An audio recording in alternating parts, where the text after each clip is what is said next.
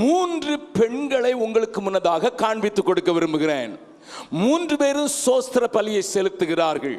அவர்கள் செலுத்தின காரியத்தை இயேசு கிறிஸ்துவின் நாட்களிலே நடந்த அந்த சம்பவங்களை உங்களுக்கு முன்னதாக கொண்டு வந்து அதன் மூலம் தேவன் நம்மோடு கூட பேச வேண்டிய காரியங்களை உங்களுக்கு காண்பித்து கொடுத்து விட்டு உங்கள் சிந்தனையை கொஞ்சம் தட்டிவிட்டு நான் ஓடிவிடுகிறேன். ஆழமாக அதிகமாக நான் பேச போகவில்லை. ஆனால் நான் சொல்ல போகிற காரியங்கள் நிச்சயமாக உங்கள் மனதை விட்டு அகலாது என்பதை நீங்கள் அறிந்து கொள்ளத்தக்கதாக தேவன் ஆவியானவர் கிரியை செய்வார் என்று நான் விசுவாசிக்கிறேன். 3 பெண்களை நான் உங்களுக்கு முன்னதாக வைக்க விரும்புகிறேன். இவர்கள் 3 பேரும் சோஸ்திரத்தை செலுத்துவதற்கு தான் வருகிறார்கள் என்று நான் சொல்லாவிட்டாலும் அவர்கள் செலுத்தின காணிக்கைகளை குறித்து நான் கொஞ்சம் உங்களுக்கு காண்பித்து கொடுத்தால் அது பிரயோஜனமாக இருக்கும் என்று சொல்லி அந்த 3 பேரையும் வேதாகமத்திலிருந்து நீங்கள் அறிந்த சில பாத்திரங்கள், அறியாத சில உண்மைகளை நான் உங்களோடு கூட பேச விரும்புகிறேன். முதலாவது என்னோடு கூட சேர்ந்து திருப்புங்கள். லூக்கா எழுதின சுவிசேஷம் 7வது அதிகாரம். லூக்கா எழுதின சுவிசேஷம் 7வது அதிகாரம் அங்கே 36வது வசனத்திலிருந்து 38வது வசனம் வரை நான் வாசிக்க போகிறேன். வாசிக்கலாம். பரிசேயரில் ஒருவன் தன்னுடனே போஜனம் பண்ண வேண்டும் என்று இயேசுவை வேண்டிக் கொண்டான். அவர் அந்த பரிசேயனுடைய வீட்டிலே பிரவேசித்தார். பந்தி இருந்தார். அப்பொழுது அந்த ஊரில் இருந்த கவனிங்கள். அப்பொழுது அந்த ஊரில் இருந்த பாவியாகிய ஒரு ஸ்திரீ அவர் பரிசேயருடைய பாதங்களை அவர் பரிசேயன் வீட்டிலே பந்தி இருக்கிறதை அறிந்து ஒரு பரணியில் பரிமள தைலம் கொண்டு வந்து அவருடைய பாதங்களின் அருகே பின்னாக நின்று அழுது கொண்டு அவருடைய பாதங்களை தன் கண்ணீரினால் நனைத்து தன் தலைமயிரினால் துடைத்து அவருடைய பாதங்களை முத்தம் செய்து பரிமள தைலத்தை பூசினாள். நன்றாய் கவனியுங்கள் அருமையானவர்களே. இந்த பெண்ணை குறித்து ஒரு சில காரியங்களை வேகமாக நான் உங்களுக்கு ஞாபகமூட்ட விரும்புகிறேன். அங்கே விருந்துக்கு இயேசு அழைக்கப்பட்டிருந்தார். அங்கே விருந்துக்கு இயேசுவோடு கூட சீஷர்கள் அழைக்கப்பட்டிருந்தார்கள். அந்த விருந்துக்கு சொந்தக்காரனாய பரிசேயன் தன்னுடைய நண்பர்களை அழைத்திருந்தான். ஆனால் அழைக்கப்படாத ஒரு பெண் அங்கே வருகிறாள். Everybody was invited. மற்றவர்களுக்கு அழைப்பு கொடுக்கப்பட்டது. ஐயா, என் வீட்டுக்கு இயேசு வருகிறார், என் வீட்டுக்கு இயேசுவுடைய சீஷர்கள் வருகிறார்கள், நீங்கள் வாருங்கள் என்று அவனுக்கு தெரிந்தவர்கள், அவனோடு கூட வேலை செய்கிறவர்கள், அவனோடு கூட பணி செய்கிறவர்கள் ஆக எல்லாரும் அழைக்கப்பட்டிருந்தார்கள். அவர்கள் விருந்திலே வந்து பந்தி இருக்கிறார்கள். ஆனால் அந்த மனிதனுடைய பெயரை பின்னதாக வேதம் சொல்கிறது சீமோன் என்கிறவனுடைய வீட்டிலே பெரிய பந்தி நடக்கிறது. ஆனால் சீமோன் அழைத்ததற்கான காரணத்தையும் வேதத்தில் நாம் பார்க்கிறோம். அவன் பெரிய மரியாதையை ஆண்டவருக்கு கொடுத்ததாகவோ பெரிய வரவேற்பு கொடுத்து அவரை வரவேற்றதாகவோ கவனியுங்கள், அவரை அழைத்ததாக என் வேதம் அடையாளம் காட்டவில்லை. கவனிங்கள், இயேசு வீட்டில் கூப்பிட்டது உண்மைதான். ஆனா அவன் இந்த பாவியான ஸ்திரீ அவரை தொட்ட உடனே சொல்றான், இவர் தீர்க்கதரிசின்னு நினைச்சில்லா கூட்டுட்டேன். ஹலோ, தீர்க்கதரிசியா இருந்தா தெரியுமே, இவ பாவின்னு தெரியுமே, எதுக்கு இவர் இப்படி விட்டிருக்கிறாரு அப்படி என்று பேசினான் என்று சொல்லுகிறது வசனம். எல்லாவற்றையும் சொல்வதற்கு நேரமில்லை. அவனுக்கும் இயேசுவுக்கும் சம்பந்தம் கிடையாது. ஆனால் இயேசுவை கூப்பிட்டான். நல்லா கவனிங்க, இயேசுவுக்கும் அவனுக்கும் சம்பந்தம் கிடையாது. இயேசுவை அவன் பெரிதாக மதித்ததாகவும் இல்லை. ஏனென்றால் இயேசுவை சொல்கிறார், யூத முறைப்படி ஒரு வீட்டுக்கு ஒருவர் வருவார் என்றால் அவருடைய கால்களை கழுவி அவருடைய தலையில எண்ணெய் வார்த்து அவருக்கு முத்தம் கொடுத்து அழைப்பது வழக்கம். என்னோடு கூட பீகாருக்கு வருவீர்கள் என்றால் ஜார்க்கண்ட் பகுதிகளில் இன்றைக்கும் அந்த பழக்கம் உண்டு. நீங்கள் வீட்டுக்கு போகும் முன்னதாக ஒரு நாற்காலியிலே உங்களை உட்கார வைத்து உங்கள் கால்களை கழுவி அதில் கொஞ்சம் எண்ணெய் பூசி தலையில எண்ணெய் வார்த்து அதற்கு பிறகுதான் உங்கள் கையை பிடித்து இயேசு சகாயர் என்று சொல்லுவார்கள். இதை நீங்கள் அங்கே பார்க்கலாம். இது ஒரு திராவிட பாரம்பரியம் என்று நான் சொல்லுவேன். ஏனென்றால் இந்த பழக்கம் ஆரியர்களிடத்தில் இல்லை, திராவிட வழியிலே வந்த ஆதிவாசிகள் இன்றைக்கும் செய்கிறார்கள். கவனியுங்கள் நன்றாக. இது யூதர்களுடைய பாரம்பரியம். ஒருவர் வீட்டுக்கு வந்தால் களைத்து வந்திருப்பார், பாதங்கள் எல்லாம் தூசி படிந்திருக்கும். அவருக்கு கொஞ்சம் தண்ணீர் வார்த்து அதை கழுவினால் களைப்பு போய்விடும். உஷ்ணத்தில் வந்திருப்பார், அவருடைய உஷ்ணத்தை தணிப்பதற்கு தலையிலே கொஞ்சம் எண்ணெய் வைக்க வேண்டும். அதற்கு பின்பு அவர் என்னோடு கூட இணைந்து விட்டார் என்பதை காண்பிப்பதற்கு முத்தமிட வேண்டும். இது யூதர்களுடைய பாரம்பரியம். இதைத்தான் ஆபிரகாமும் செய்தான். ஆனால் இந்த மனுஷன் கூப்பிட்ட போது ஆண்டவருடைய பாதங்களை கழுவவில்லை. இந்த மனிதன் கூப்பிட்ட போது அவருக்கு தலையில எண்ணெய் வார்க்கவும் இல்லை. இந்த மனிதன் கூப்பிட்ட போது அவருக்கு முத்தம் கொடுக்கவும் இல்லை. கவனிங்க. அப்ப இயேசுவை கூட்டிட்டான். எனக்கு தெரியுது இவன் நிச்சயமா அரசியல்வாதியா தான் இருந்திருக்கணும். சாரி மிஸ்டர் பன்னீர்செல்வம், ஏனென்றா இயேசுவை வீட்டுக்கு கூப்பிடுற அளவுக்கு பெரிய ஆள்னு காண்பிக்கிறதுக்கு இயேசுவையா கூப்பிட்டையா, எங்க வீட்டுக்கு இயேசுவையா கூப்பிட்டேன். இயேசுவை மட்டுமா கூப்பிட்டேன், சாப்பாட்டு ராமனுக்கு 12 பேரையும் கூப்பிட்டேன். என்னண்டா 12 பேரை குறித்து வேதம் சொல்கிறது. வனாந்திரத்தில் பெரிய கூட்டம், 12,000 பேர் இருக்கிறாங்க. ஆண்டவர் சொல்றார் இவங்களுக்கெல்லாம் நீங்க போஜனம் கொடுக்கிட்டு. அப்ப சொன்னாங்க எங்கிட்ட ஒண்ணுமே இல்லைன்னுட்டு. ஆனா ஆண்டவர் அற்புதம் செய்தார். 5 அப்பத்தை கொண்டு பெரிய அற்புதம் செய்தாரு. 12,000 பேர் போயிச்சாங்க. மீதம் எடுத்து எத்தனை கூட? 12 கூட எங்க இருந்தியா வந்துச்சு? இவன் பிளேட்ல சாப்பிட்டு பழக்கமே கிடையாது. இவன் கூடையை தூக்கிட்டு தெரிகிறாள். இவனுக்கே சோறு போட முடியும். அதை காட்டுறதுதான். டேய், நான் சாதாரண ஆள் இல்லையா, இயேசுவையே கூப்பிட முடியும். அது மாத்திரமல்ல, அவருடைய சீசர்களுக்கே சோறு போட முடியும்.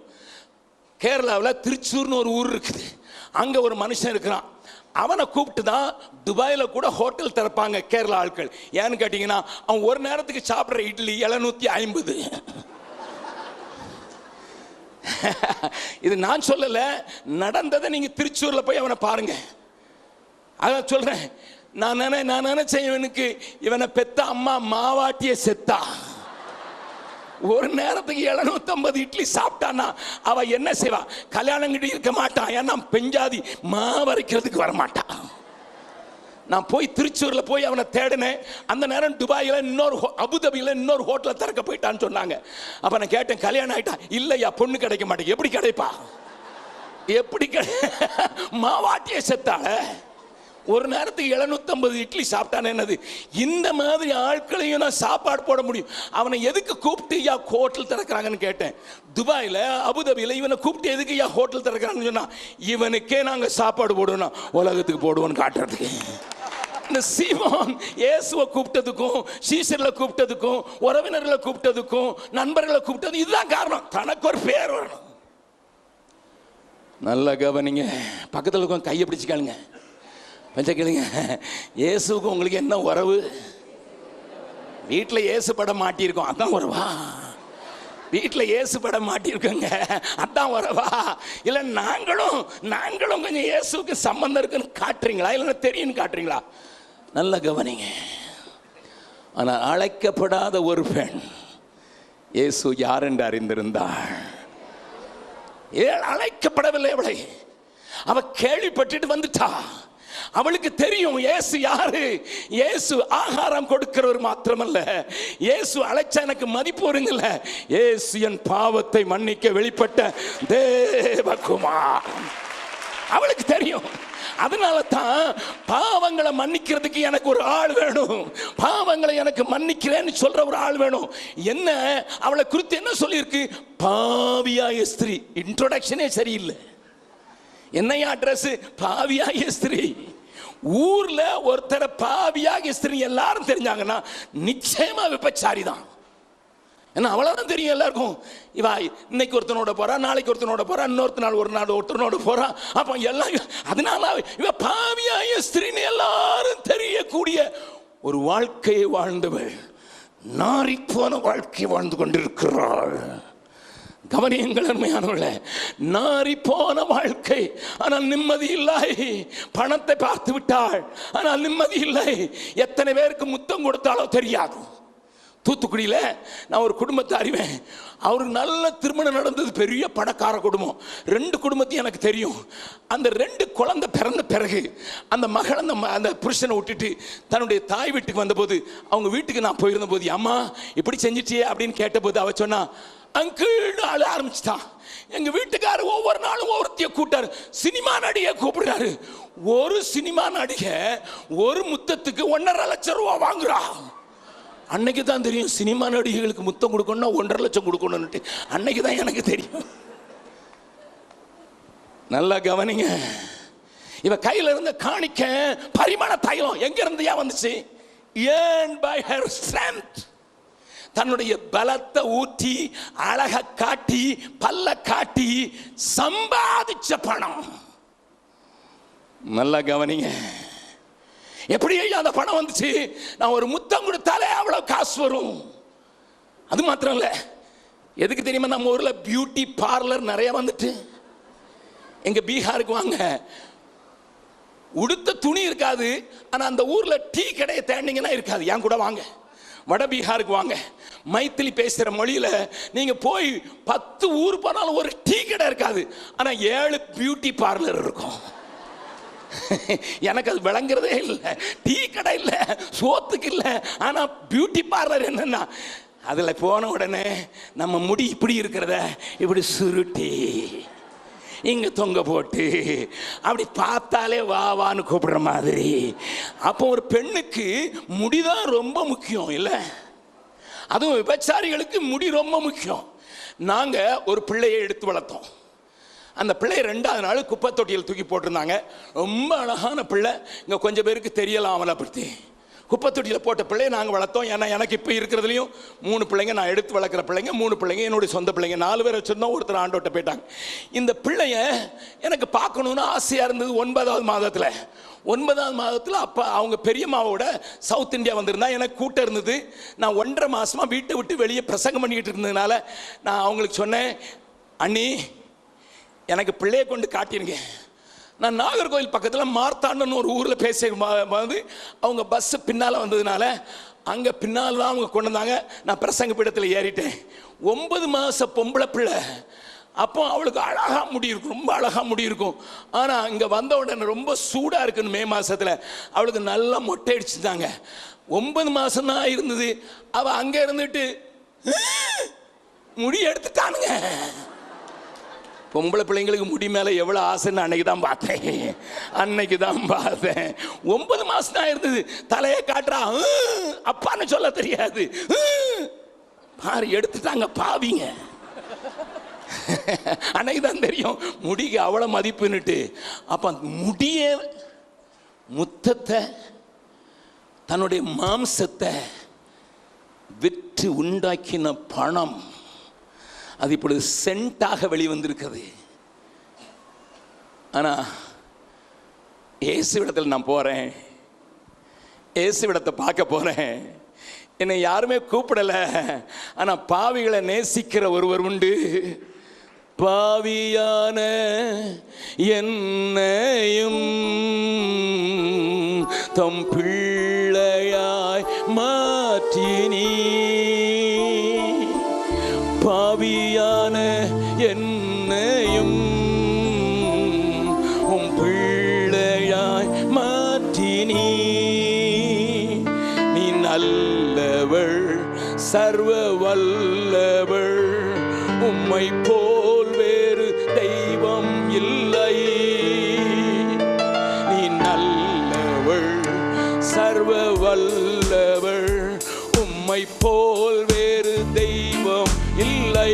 கரங்களை உயர்த்தி ஹல்லேலூயா ஹல்லேலூயா ஹல்லேலூயா ஹல்லேலூயா ஹல்லேலூயா ஹல்லேலூயா ஹல்லேலூயா. மறுபடி பாட போகிறோம். இதயத்தின் ஆழத்தில் சொல்ல போறீங்க. இயேசுவை நான் தேடி வந்தது ஆசீர்வாதத்துக்கு அல்ல, இயேசுவை தேடி வந்தது வயிற்று வலிக்கும் முட்டு வலிக்கும் அல்ல. இயேசுவை தேடி வந்தது ஏதாவது சமுதாய உதவி செய்யறதுக்கு அல்ல. இயேசுவை தேடி வந்து பாவியான என்னையும்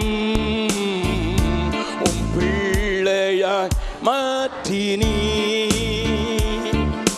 பாவியான என்னையும் உம் பிள்ளையாய் மாற்றினீ.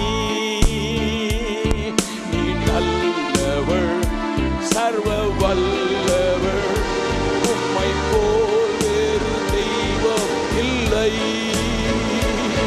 நீ நல்லவர், சர்வ வல்லவர், உம்மை போல் வேறு தெய்வம் இல்லை.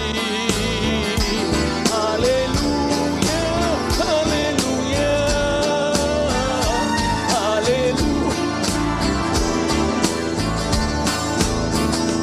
ஹல்லேலூயா, ஹல்லேலூயா, ஹல்லேலூயா. நல்லா கவனிக்க. என் மாமிசம் சம்பாதிச்சிச்சு, என் கள்ள முத்தம் சம்பாதிச்சது, என் கள்ள உறவு சம்பாதிச்சது, என்னுடைய கள்ள அலங்காரம் சம்பாதிச்சுட்டு ஏசிட்ட வந்துட்டேன்.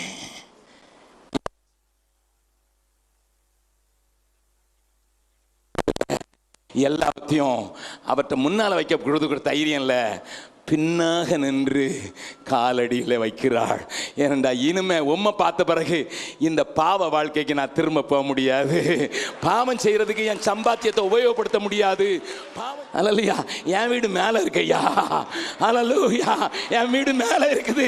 கைவேலை அல்லாத பொன் வீடு. என் ஆண்டவர் சொன்னார், கைவேலை அல்லாத பொன் வீட்டை எனக்கு தருவேன்னு சொல்லியிருக்கிறார். நீங்க கேட்பீங்க, உங்க வீடு எங்க இருக்குது? மேலே. எப்படி இருக்குது? கல்லே பொன்னால தான். நான் இங்கே காங்கிரீட் தான் கொடுக்குறேன், அவர் பொண்ணால் கேட்டார். ஏன்னா கை வேலை அல்லாத வீடை நான் படுறேன். இப்போ நீங்கள் சொல்லுங்கள், இவர் பரதேசியா? சொல்லுங்க. நிறைய பேர் ஐஸ்வர்யமாக்கி வீட்டில் குடிய வச்சுட்டு நான் என் வீட்டுக்கு போயிடுவேன். அல்லேலூயா. நல்ல கவனிங்க அருமையானவர்களே. இயேசுவிட்ட வந்து பக்கத்தில் உங்க நீங்கள் இழந்தது என்ன சொல்லுங்க பாருங்க. பெற்றது என்னன்னா பெரிய லிஸ்ட் போடுவீங்க நீங்க. ஏசு என் ஆண்டவர் சொன்னார், தன் ஜீவனை இழக்காதவன் என் கூட பாத்திரம் நான் இருக்க முடியாது. அவன் தான் ரட்சிக்கப்படுவான். ஜீவனையும் இழந்தாதான் போவான். எத்தனை பேர் ஜீவனை இழக்கிறதுக்கு ஆயத்தம்? ஹல்லேலூயா. இயேசுவுக்காக, என் இயேசுவுக்காக என் ஜீவனை இழக்க. அப்போ பொருள் மேலே பிடித்தில்ல, உலகத்தின் மேலே பிடித்தல. ஏனண்டா நான் போகிற தேசம் உன்னத தேசம், உயர்ந்த தேசம், ஒளிமயமான தேசம். ஹல்லேலூயா. ஒளிமயமான தேசத்தை எனக்கு வாக்கு கொடுத்துருக்காரு, வந்து கூட்டிட்டு போவேன் இருக்காரு. ஹல்லேலூயா. ஹல்லேலூயா. போன வாரம் இவர் வீட்டில் இருந்தேன். கணவனுக்கு மனைவிக்கு சண்டை. இப்போ தான் கல்யாணம் ஆயிருந்தது, 1 வருஷம் கல்யாணம் ஆயிருந்து. இப்போ தான் நான் என்ன உங்கள் மருமகளை காணுன்ட்டு மருமா கோபிச்சுட்டு கிறிஸ்மஸ்க்கு போனால் வரமாட்டேங்கிறான்னாங்க. உடனே நானும் என் மனைவியும் கொஞ்சம் ஜெபம் பண்ணோம். அந்த வீட்டாரோட கொஞ்சம் பேசும்போது அவங்க கேட்டேன், எதுக்குன்னு. மகன் வந்து கூட்டிகிட்டு வந்தால் தான் வருவாளாம். ஹல்லேலூயா. ஆனால் நான் கோவிச்சிட்டு இல்லை, எதிர்பார்த்து இருக்கிறேன். அவர் வந்து கூட்டிகிட்டு போகிறாரு. அவர் வந்து என்னை கூட்டிகிட்டு போய் நான் கட்டாத, கைகளால் கட்டாத உன்னத வீட்டில் என்ன வைக்க போகிறாரு. ஆண்டவர் சொன்னார், நான் வந்து நான் எங்கே இருக்கிறேனோ அங்கே நீங்களும் இருக்கும்படி உங்களுக்கு அருள் செய்வேன். பக்கத்தில் இருக்கவங்களை கையை பிடிச்சி கேளுங்க, உங்களுக்கு மேலே ஒரு வீடு இருக்குதுங்களா? இல்லை கீழே தான் பங்களாவாசியா? கீழே பங்களாவாசிக்கு மேலே ஒழுகிற வீடு தான், ஒழுகிற வீடு தான். ஆனால் கீழே ஆண்டவருக்காக வாழ்கிறவனுக்கு மேலே உன்னத வீடு. இது இவளுக்கு தெரிஞ்சிச்சு. என்னம்மா அட்ரஸ்? உன் அட்ரஸ் என்னம்மா? பாவியாக ஸ்திரீ. லேபிள் போட்டு மாத்திட்டானுங்க. ஆனால் போகும்போது யார் தெரியுமா? வாசிக்கலாம், 7வது அதிகாரத்தின் கடைசி வசனத்தை வாசிக்கலாம். என் வார்த்தையை கேட்டும் அவைகளின்படி செய்ய 50வது வசனம் 7வது லூக்கா 7:50. அவர் ஸ்திரீயை நோக்கி, அவர் ஸ்திரியை நோக்கி, உன் விசுவாசம் உன்னை ரட்சித்தது. உன் விசுவாசம், நீ விசுவாசத்தை நான் தான் ரட்சகர்னுட்டு, நீ விசுவாசத்தை நான் தான் உன் பாவத்தை போக்க முடியும், நீ விசுவாசத்தை உன் எல்லா அக்கிரமத்தையும் எல்லா அசிங்கத்தில் சம்பாதிச்சதையும் என் பாதத்தில் வச்சிடுறேன், இனி எனக்கு வேண்டான்னு சொன்னல, அந்த விசுவாசம் உன்னை ரட்சித்தது, சமாதானத்தோட போ என்றார். இந்த ஆலயத்தை விட்டு வெளியே சமாதானமாக போனா வைக்க வேண்டியதை வச்சுட்டு போயிரு. பக்கத்தில் உங்க கையை பிடிச்சு சொல்லுங்க, இந்த ஆலயத்தை விட்டு சமாதானமாக போகணும்னா வைக்க வேண்டியதை வச்சுட்டு போயிரு. என்னதுன்னு எனக்கு தெரியாது, ஆனால் உனக்கு தெரியும் என்னத்தை வைக்கணும்னு தெரியும். அல்லேலூயா. 2வது ஆளை காட்டி கொடுத்துறேன், வேகமா வாசிக்கலாம். மார்க் எழுதின சுவிசேஷம் 14வது அதிகாரம், மார்க் எழுதின சுவிசேஷம் 14வது அதிகாரம் 3வது வசனத்தை வாசிக்கலாம். கல்லறையின் வாசலில் இருந்த கல்லை, தப்பா வாசிக்கிறீங்க, அவர் 14. பெத்தானியாவில், அவர் பெத்தானியாவில் குஷ்டரோகியா இருந்த சீமோன் வீட்டிலே, அங்கேயும் சீமோன் தான், இந்த சீமான், இவன் சீமான் எழுதிட்டு தான் சீமோன் எழுதிட்டாங்களோ. சீமோன் வீட்டில போஜன பந்தி இருக்கையில் ஒரு ஸ்திரீ விலையேறப்பட்ட நளதம் என்னும் உத்தம தைல பரணியை கொண்டு வந்து உடைத்து அந்த தைலத்தை அவர் சிரசின் மேல் ஊற்றினாள். இவளுக்கு என்ன வந்ததுங்க? அவ பாதத்துல ஊத்துறா, இவர் சிரசுல ஊத்துறாரு. ஏயா, வாட் ஹேப்பன் டு திஸ்? எதுக்குயா? அந்த பொண்ணு பாதத்துல ஊத்துனா, இந்த பொண்ணு சிரசில் ஊத்துகிறாள். இந்த அதிகாரத்தை வீட்டில் போய் படிச்சு பாருங்க. யோவான் எழுதின சுவிசேஷம் 12வது அதிகாரத்தை படிச்சு பாருங்க. ரெண்டையும் சேர்த்து வச்சு பாருங்க. அங்க சீசர்களே சொல்றாங்க 300 பணத்துக்கு விற்கலாம். அன்னைக்கு ஒரு நாள் கூலி 1 காசு, 1 பணம். ஏசு கிறிஸ்து காலத்துல ஒரு நாள் 12 மணி நேரம் வேலை செஞ்சா 1 பணம். அப்ப 300 பணம்னா 300 நாள் சம்பளம். ஒருத்தருக்கு 300 நாள் சம்பளம் கிடைத்தா அவ்வளோத்தையும் சேர்த்து வைக்க மாட்டாங்க. 10ல் 1 தான் சேர்த்து வச்சிருந்தா கூட 10 வருஷம் சேமிப்பு. The first offering was the earning, second offering was a saving. இதை சேர்த்து வச்சது, இதை சேகரித்து வச்சது, இது மிச்சம் கழிச்சு வச்சது, எதிர்காலத்துக்காக வச்சது. அந்த சேமிப்பை தூக்கி ஆண்டவரே உங்க தலையில எல்லாம் ஊத்திடுறேன். இதுக்கு எதுக்குமா வீணா செலவழிக்க, தரத்திற்கு கொடுக்கணும். ஆண்டவர் சொன்னார், நல்ல காரியம் செஞ்சிருக்கிறா. என்ன சொன்னார் தெரியுமா? அந்த வசனத்தை வாசிக்கலாம். 14வது அதிகாரம் 8வது வசனம். இவள் தன்னால் இயன்றதை செய்தால் போதும். சேவிங்ஸ் ஆண்டவருக்கு கொடுக்குறவங்க தன்னால இயன்றதை கொடுக்குறாங்க. ஹலோ, சேர்த்து வச்சு கொடுத்துக்கிறது பெருசா தியாகம் பண்ணி கொடுக்கல, சேகரித்து வைத்து தன்னுடைய வசதிக்காக, தன்னுடைய லாபத்துக்காக வைத்திருக்கிறது. எதுக்கு தெரியுமா? எதிர்காலத்துக்கு உதவுமே.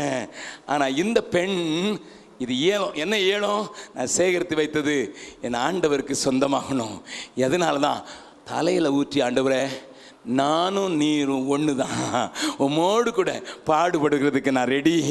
என்னுடைய சேமிப்பு நான் எதிர்காலத்துக்குன்னு வச்சிருந்ததை உமக்கே காணிக்கையாக்குகிறேன் என்று சொன்னாள். அவள் என்னுடைய மரணத்திற்கு வைத்திருந்தாள், ஆனால் முந்திக் கொண்டாள். காலத்தை அறிந்தவள்.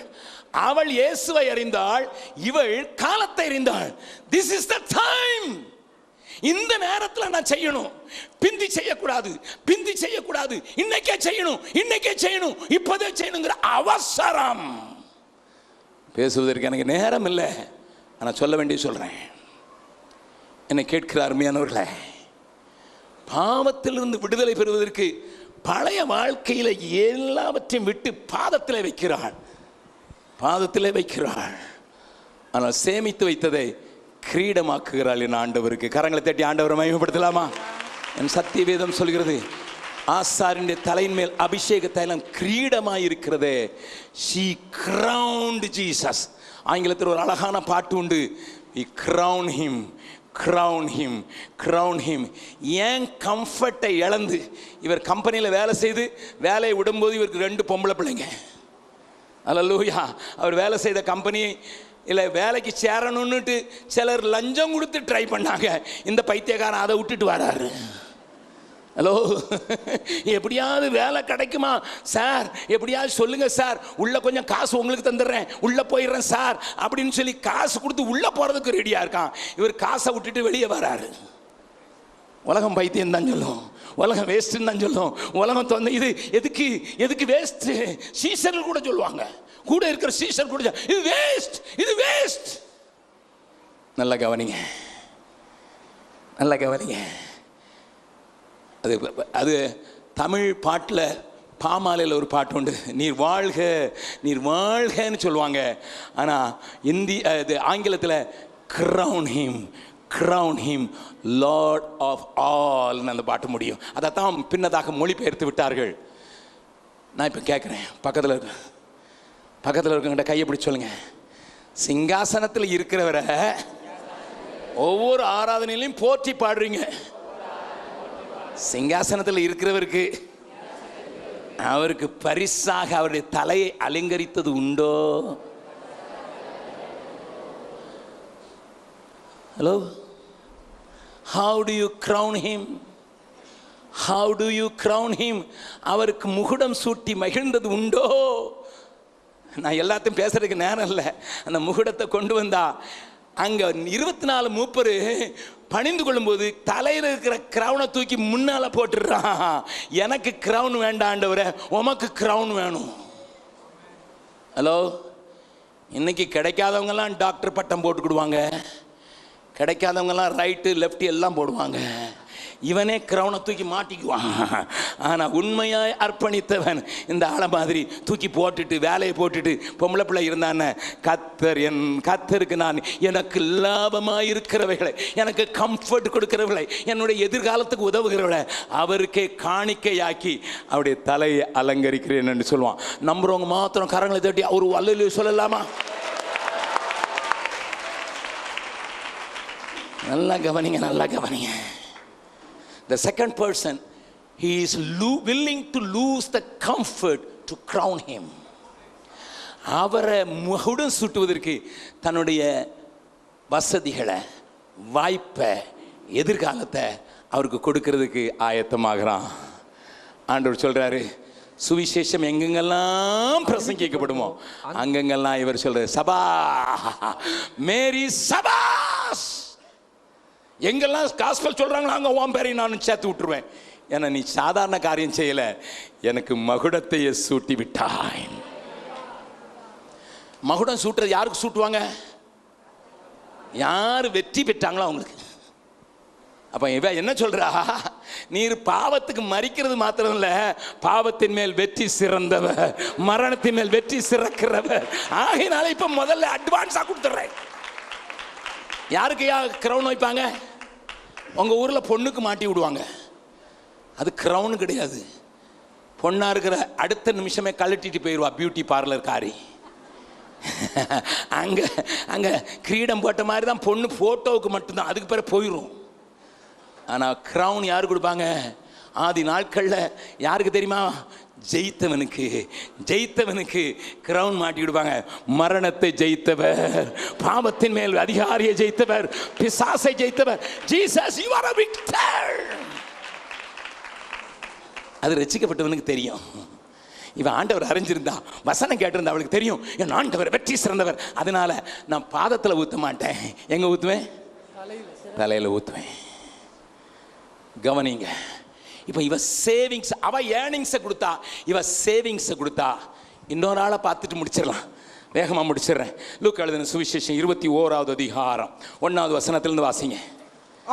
அவர் கண்ணேறிட்டு பார்த்தபோது ஐஸ்வர்யவான்கள் காணிக்கை பெட்டியிலே தங்கள் காணிக்கைகளை போடுகிறதை கண்டார். ஒரு ஏழை விதவை அதிலே 2 காசை போடுகிறதையும் கண்டு, அவர் 2 காசை போடுகிறதை கண்டு, இந்த ஏழை விதவை மற்ற எல்லாரை பார்க்கிலும் அதிகமாக போட்டாள் என்று மெய்யாகவே உங்களுக்கு சொல்லுகிறேன். 4 வசனம் வாசிக்கலாம். அவர்கள் எல்லோரும் தங்கள் பரிபூரணத்தில் இருந்து எடுத்து தேவனுக்கு என்று காணிக்கை போட்டார்கள். தேவனுக்கு தான் கொடுத்தாங்க, ஆனா பரிபூரணத்தில் இருந்து கொடுத்தாங்க. இவளோ தன் வறுமையில் இருந்து வறுமையில் இருந்து தன் ஜீவனத்துக்கு உண்டாயிருந்ததெல்லாம் போட்டு விட்டாள் என்றார். கவனிங்க, முதல் ஆளு தன் சம்பாத்தியத்தை தப்பான வழியில சம்பாத்தியத்தை வச்சிருந்ததை இனி அது செய்ய மாட்டேன்னு சொல்லி சரண்டர் பண்ணா. ரெண்டாவது ஆளு நான் சேர்த்து வச்சிருந்ததை அவருக்கு மகுடமாக்குவேன் ஏனென்றால் இவர் விக்டர் என்று சொன்னா. நான் மூணாவது ஆளு காணிக்க கொடுக்கிறா. எதை போட்டுட்டா? ஜீவனையே போட்டுட்டா. தன் ஜீவனையே போட்டுட்டா. ஆண்டவர் சொல்றாரு, எல்லாரை காட்டிலும் இவ தான் அதிகம் போட்டவா. நான் ஒரே ஒரு கேள்வி கேட்டு முடிக்கிறேன். வில்லியம் ஆல்ட் என்கிற ஒரு மனிதனை குறித்து சொல்லிவிட்டு முடிக்கிறேன். அவர் ஒரு மெத்தடிஸ்ட் பிரீச்சர். 25 வயசுல லண்டன்ல ஒரு ஃபேமஸ் பிரீச்சர் வில்லியம் ஆல்ட். அவர் ஒரு நாள் இலங்கையில் இயேசுவை அறிவிக்கிறதுக்கு ஆள் இல்லைன்னு யாரோ சொன்னதை கேட்டாரு. இலங்கை சின்ன தீவு இன்னைக்கும். அவருக்கு சொன்னாங்க இயேசுவை அறிவிக்கிறதுக்கு யாரும் இல்லை. உடனே வில்லியம் ஆல்ட் சொன்னாரு, நான் போறேன். மிஷனரி சங்கத்துக்கு எழுதினாரு, ஐயா என்னை அனுப்புங்க, நான் இலங்கைக்கு போறேன். ஐயா நீ ஃபேமஸ் பிரீச்சர் லண்டன்ல, எல்லா சபையிலும் நீ கூப்பிடுறாங்கப்பா, நீ famous preacher. No, no, no, no, no, no. I want to go to the unreached area. அறியப்படாத பகுதிகளுக்கு இயேசுவை அறிவிக்க போறேன். மிஷனரி சங்கம் சொல்லிச்சு, 6 பேர் ரெடியா இருக்காங்க, நீ 7வது ஆள், ஆனா தனியா அனுப்ப முடியாது, கல்யாணம் கட்டிட்டு வா. அவர் சொன்னாரு, கல்யாணம் கட்டுறதுக்கு பொண்ணு பார்க்கணுமே. நான் இறங்கும்போது பாஸ்டர் வின்சனுடைய மகனை கேட்டேன், என்னப்பா உங்க அம்மா டேட் எல்லாம் என்கிட்ட வாங்கிட்டாங்க, கல்யாணத்தை நடத்துறதுக்கு பொண்ணு பார்த்தாச்சா? பார்த்துக்கிட்டே இருக்காங்கன்னு. டேட் வாங்கிட்டாங்கனால சீக்கிரமா பொண்ணு பார்க்கணும். அந்த மாதிரி இவர் தேடி தேடி தேடி ஒரு பொண்ணை கண்டுபிடிச்சாரு. அவட்ட பேசினாரு, அவளும் ஒப்பு கொடுத்தா, இலங்கைக்கு போறதுக்கு ஒப்பு கொடுத்தா. 2 பேரும் கடிதத்தில் அவர் இலங்கையை பற்றிலாம் சொன்னாரு. இந்த ட்ரெஸ் போடணும், நீ கம்பளிலாம் போட முடியாது, மெல்லிய ட்ரெஸ் போடணும், அப்படிலாம் எழுதி எழுதி எழுதி எழுதி கல்யாணம் முடிஞ்சது. அதுக்குள்ள மிஷனரி சங்கம் சொல்லிச்சு, இன்னும் 5 நாள்ல கப்பல் புறப்படுது, நீ இந்த 6 பேருக்கு கூட போடணும், நீ வரணும். கல்யாணம் 5 நாள் தான் இருக்கு. மனைவி கையால் சாப்பிடலையா, எல்லாம் மாமனார் வீட்டில் தான் சாப்பிட்ருக்கேன். போகணுன்னா இப்போ போய், இல்லைன்னா 2 வருஷம். அவர் என்ன சொன்னா தெரியுமா? வர்றேன். 5th day of his marriage. அன்னைக்கு கப்பலில் இன்ஜின் கிடையாது, காற்றுல போகிற கப்பல், காற்றுல போகிற பாய்மர கப்பல் தான். 200 வருஷத்துக்கு முன்னால் நடந்தது சொல்கிறேன். கவனிங்க, காது கொடுத்து கவனிங்க. என்னுடைய இளம் வாலிபர்களே, என் தங்கச்சி, நீ நல்லா கவனிச்சு காது கொடுத்து கேளு. கல்யாணம் ஆகி 5வது நாள் மனைவியை கூட்டிக் கொண்டு பாய்மர கப்பல்ல இங்கிலாந்துல பிளிமத்னு ஒரு போர்ட் இருக்குது, அந்த ஊர்ல ஏறினாங்க. 6 மிஷனரியோட இவங்களும் ஏறினாங்க. 8வது ஆளா ஏறினாங்க. 3வது நாள் பயங்கர புயல், கப்பல் அடி இங்கேயும் அங்கேயும் அலக்கழிக்கப்படுது, சாராயம் குடிச்ச குதிரை மாதிரி ஓடுது.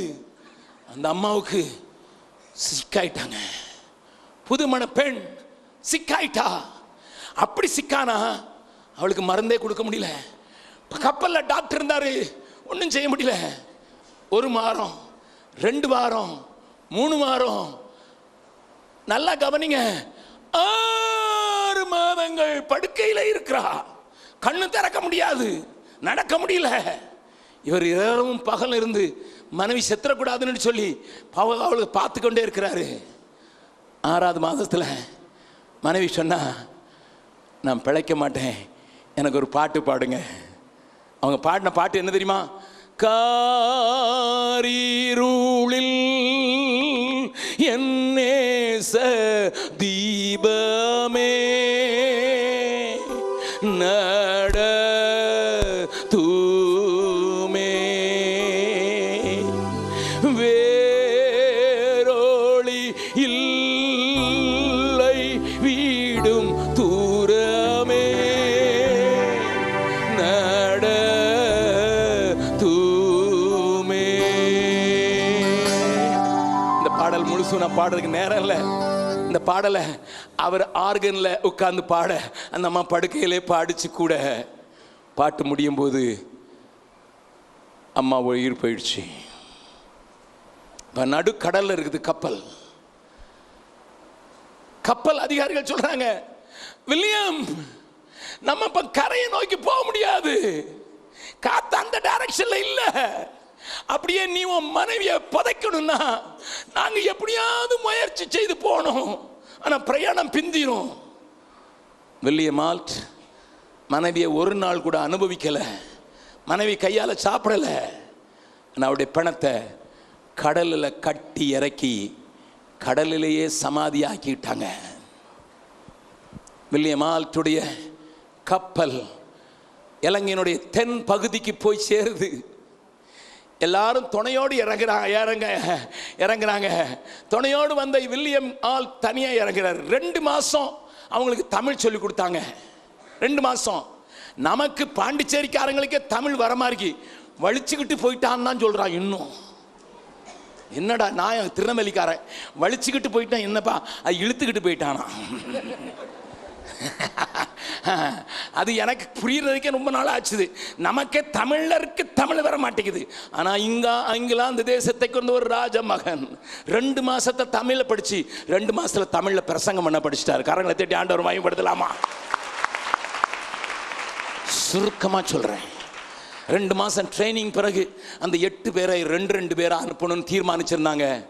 ஒருத்தரை மேலே மேற்கு தரைக்கு, ஒருத்தரை கிழக்கு, ஒருத்தர் வடக்க, ஒருத்தர் தெற்க. ஆனால் இப்போ போகிறதுக்கு மனைவி இல்லை. ஆனால் வில்லியம் ஆல்ட்டை தனியாக அனுப்புனாங்க. பட்டிக்கொலோ என்று சொல்லப்படுகிற மட்டக்கிளப்புக்கு அனுப்பும்போது தனியாக போனார். ஒரே கொசு, ஒரே நாத்தம். அவங்களுக்கு வேற ஆகாரம் கிடையாது. மீனை கடல்ல பிடிப்பாங்க, சுடுவாங்க, சாப்பிடுவாங்க. பனைமரம், அந்த பனை இலையில அவங்க காய போட்டு அதை கொளுத்துவாங்க. குடிசையில இருந்து ஊர் ஊரா நடந்து 8 மாசத்துல 8 ஊர்ல 8 பள்ளிக்கூடங்களை முதல்ல உண்டாக்குனாரு. ஏன்னா இவங்களுக்கு படிச்சு சொல்லி கொடுக்கணும். அப்பதான் இவன் வசனத்தை படிப்பான். 8 பள்ளிக்கூடங்களை உண்டாக்குனாரு. இறுதியாக மட்டக்களப்புங்கிற ஊர்ல இவங்களுக்கு ஆங்கிலம் படிக்கணும்னு சொல்லி ஒரு காலேஜை உண்டாக்குனாரு. உண்டாக்குன உடனே செத்தும் போயிட்டார். He served only 8 months. Listen, sir, my dear young people, my dear brothers, 8 மாசத்துல 8 பள்ளிக்கூடங்கள், ஒரு கல்லூரியை உண்டாக்குன அந்த மனுஷனுடைய கல்லறையை போய் இன்னைக்கு பார்த்தீங்கன்னா ஒன்று நடக்கும். நான் போன ஜூலையில் மறுபடியும் இந்த பெட்டிக்குளோவுக்கு போயிருந்தேன். அநேக நேரம் போயிருக்கேன். இந்த தடவை அந்த பட்டிக்குல பெரிய மெயின் ரோட்டில் இந்த பக்கம் ஒரு ஓங்கி இருக்கிற ஒரு பெரிய ஆலயம் மெத்தடிஸ்ட் சர்ச், இந்த பக்கம் ஒரு பெரிய மெத்தடிஸ்ட் காலேஜ். நடுவில் நின்று பார்த்தேன். அப்போ அவங்க சொன்னாங்க, பிரதர் இதை பார்த்து மலைச்சு நிற்காதீங்க, வாங்க நான் உங்களை காட்டுறோம். எங்கே கூட்டிகிட்டு போனாங்க தெரியுமா? அவர் கல்லறைய கிறிஸ்தவ சபை வித்துட்டு. டுடேஸ் சர்ச், இன்றைய சபையுடைய கல்லறையை வித்து பழத்தை காசை பையில போட்டுட்டு தின்னுட்டு போயிட்டான்.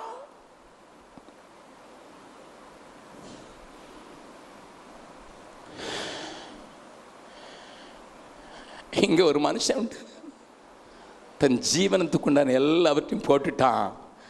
இன்னைக்கு பெரிய கல்லூரிகளும் பெரிய ஆலயமும் எழும்பி நிற்கிறது. அங்கே மாத்திரமல்ல, முழு இலங்கையிலையும் ஏராளமான பெரிய சபைகள் எழும்பி இருக்கிறது நான் கண்டு ஆண்டவருக்கு நன்றி செலுத்துகிறேன். நான் அடிக்கடி பாடுகிற ஒரு பாடல், என்னை உமக்கு தந்தேன் இயேசு நாயகா, இனி நான் அல்ல நீரே இயேசு நாயகா, இயேசு நாயகா, இயேசு நாயகா, இனி நான் அல்ல நீரே இயேசு நாயகா. 3 பேரை காட்டி கொடுத்தேன். 25 வருஷம் சோஸ்திர ஆராதனையாக சோஸ்திர பலி செலுத்த வந்திருக்கிற ஒரு கூட்டத்தோடு பேசி கொண்டிருக்கிறேன். இதில் 3 விதமான கூட்டத்தார் இருக்கலாம். ஐயா, இன்னும் பழைய வாழ்க்கையை இன்னும் வச்சுக்கிட்டே தான் இருக்கு. பழைய குணங்கள் என்ன பிடிச்சு என்னை ஆட்டி கொண்டிருக்குது. என் பழைய வாழ்க்கைய இயேசுவின் பாதத்துல நான் விட்டுறேன். ரெண்டாவது கூட்டம், கொஞ்சம் சேர்த்து வச்சிருக்கேன், பின்னால உனக்கு சேர்த்து வச்சிருக்கேன். என் ஆண்டவர் பேசிட்டாரு. அதனால அதை காட்டிலும் மேன்மையா அவருடைய சுவிசேஷம் எங்கெல்லாம் சொல்லப்படுதோ அங்கெல்லாம் என் பேரும் சொல்றேன்னு சொல்லியிருக்கிறாரு. என் வசதி, என் எதிர்காலத்துக்கு உரியவைகளை நான் அவருக்கு மகுடமாக்கி கிரீடமாக்குறதுக்கு விரும்புகிறேன். மூணாவது ஒரு கூட்டம், no no no no no no, I go further. என் ஜீவனையும் விட்டு விடுகிறேன். நான் ஒரு பாடல் எழுதினேன், என் ஜீவனானாலும் சாவானாலும் பின்பற்றுவேன்.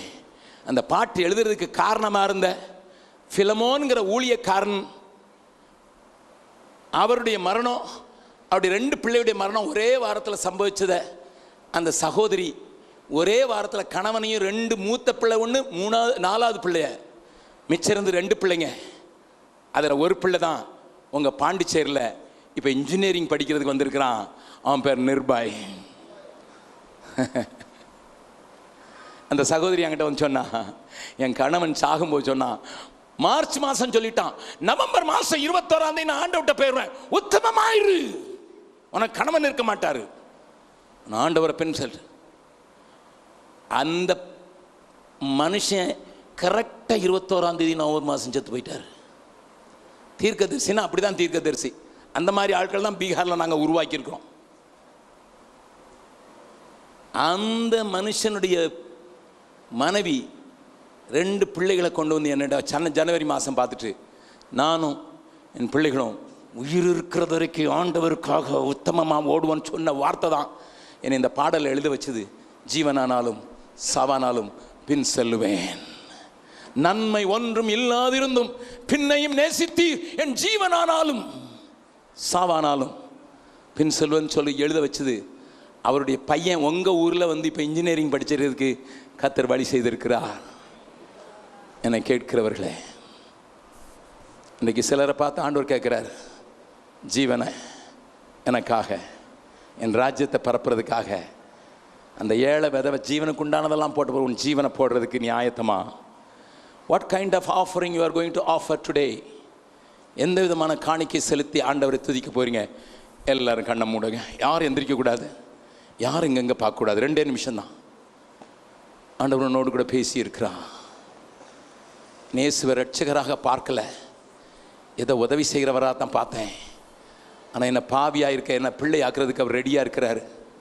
இன்னைக்கு புரிஞ்சுக்கிட்டேன், நான் அநியாயமாக சேர்த்தது, அநியாயமாக சம்பாதிச்சது, என் உடல், என் அழகு எல்லாம் மாய குப்பை, காலடியில் வைக்கிறேன் அப்படி என்கிற ஒரு கூட்டமும் இல்லை. பிரதர், நான் ஆண்டவரை அறிஞ்சிச்சேன், ஆனால் சேர்த்து வச்சிருக்கேன் வருங்காலத்துக்காக, எதிர்காலத்துக்காக. ஆனால் இப்போ தெரிஞ்சிச்சு, என் ஆண்டவருக்கு மகுடமாக நான் கொடுக்கறதுக்கு விரும்புகிறேன். இல்லை, 3வதாக என் ஜீவனையும் நான் கொடுக்க விரும்புகிறேன்னு சொல்கிறவங்க மாத்திரம் 3 கூட்டத்தில் ஏதாவது ஒரு கூட்டத்தில் இருந்தாலும் உங்கள் வலது கையை தூக்கி நான் உங்களுக்காக நான் ஜெபிக்க விரும்புகிறேன்.